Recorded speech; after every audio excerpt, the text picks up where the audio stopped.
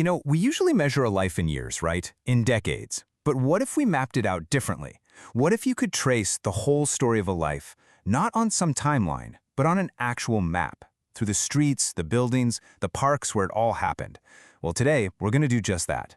We're joining one man on his final tour, a pilgrimage through the geography of his own life.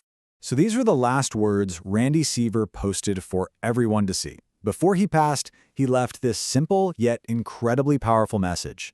And it really sets the stage for the story we're about to get into. A story about looking back, saying goodbye, and really understanding what matters at the end of the day.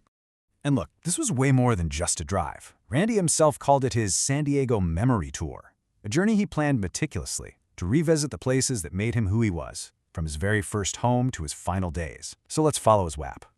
Okay, so our journey kicks off in Chula Vista. This is the place where Randy really built the foundations of his adult world. And this place, it wasn't just some suburb.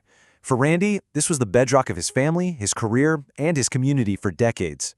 And it's really incredible when you think about it, right? How a whole life can be mapped out by these simple landmarks. The school where he watched his daughters take their first steps into the world. The church where he and his wife started their life together. The job that put food on the table. And the marina where he and his buddy George probably solved all the world's problems one walk at a time.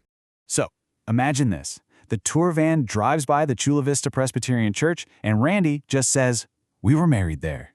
That's it. 4 simple words. But behind those words was a whole lifetime. The memory of a 26-year-old in a rented tux watching his bride Linda walk down the aisle, and everything that followed. Baptisms, community potlucks, the whole shebang. 37 years. Just let that sink in for a second. For nearly 4 decades, Randy drove pretty much the same route to the Roar/Goodrich building. I mean, that's more than just a job. It's a legacy, right? Of pure dedication, mentoring younger engineers, and most importantly, providing a stable, loving home for his family.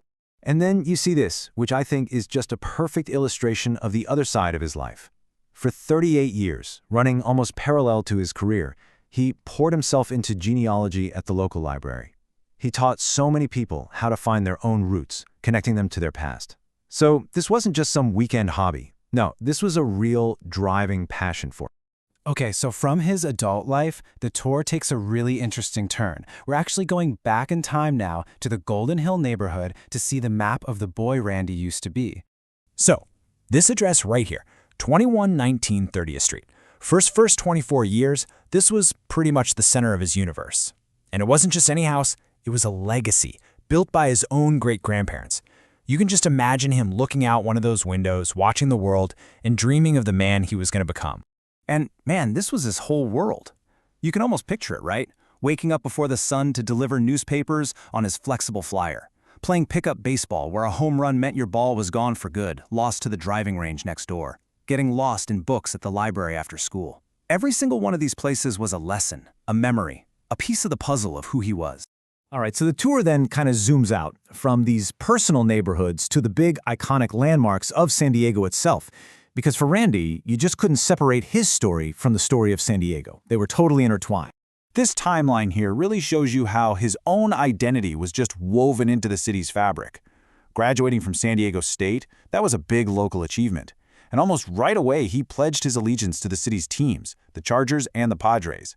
And let me tell you, that was a loyalty that lasted a lifetime. Now this next part of the journey, this was all about gratitude. In the middle of all these memories, he made a really important, solemn stop at his parents' graves. It was just a quiet moment to say thank you for the life they gave him, for the foundation he built everything on.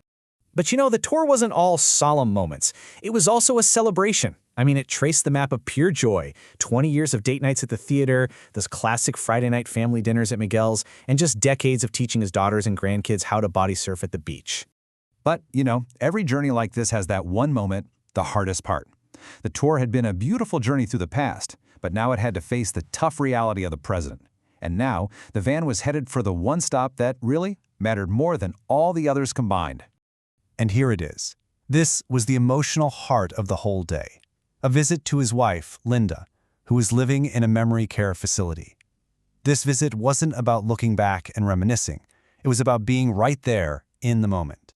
So what do you do when the person you've shared your entire life with can't share those memories with you anymore? Well, for Randy, it was simple. He just sat with her. They played Uno, and he let her win all 3 games just to see her smile. He found a connection not in their shared past, but in a simple, shared moment of joy. And then, as he was about to leave, he took her hands, looked at her, and said this. In a day that was all about a lifetime of memories, these words were the ultimate summary. It was really the core truth that his entire life's map was built around. After that, after the hardest stop, there was really only one place left to go. The van turned around, heading back to Chula Vista, completing this huge circle he'd traced all over the county, returning right back to where the journey began. And this is the final scene. Back home, settled into his favorite chair. You know the one, worn in just right. Just imagine it. He was surrounded by everything that made him who he was. His life's passion, his genealogy charts spread out before him, his family all around, and the familiar, hopeful sound of a Padres game on the TV. You know, even in his final hours, his passions were still right there on the surface. He wished the Chargers hadn't left town, a wound that never quite healed for a true fan. He wished, like every Padres fan, that they'd finally won a World Series. And he really hoped that someone in his family would pick up the torch and carry on his genealogy work. Yeah, this really puts it all into perspective, doesn't it? On one side, you've got the numbers, the things you can count, the years of work, the decades of being a fan. But on the other side, that's the why.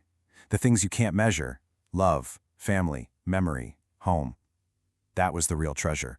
So when his granddaughter asked him, "Do you need anything?" this was his answer. In that moment, surrounded by his family, with his life's work right there, he knew he had it all. The whole map of his life. It all led right here to this moment of just complete peace. So, as we wrap up Randy's story, it kind of leaves us with a big question, right? His life was mapped out across the streets of San Diego. What about yours? Think about it. If you were to draw your own map, your own memory tour, what would be on it? What are the places that make up the unique, irreplaceable geography of your life?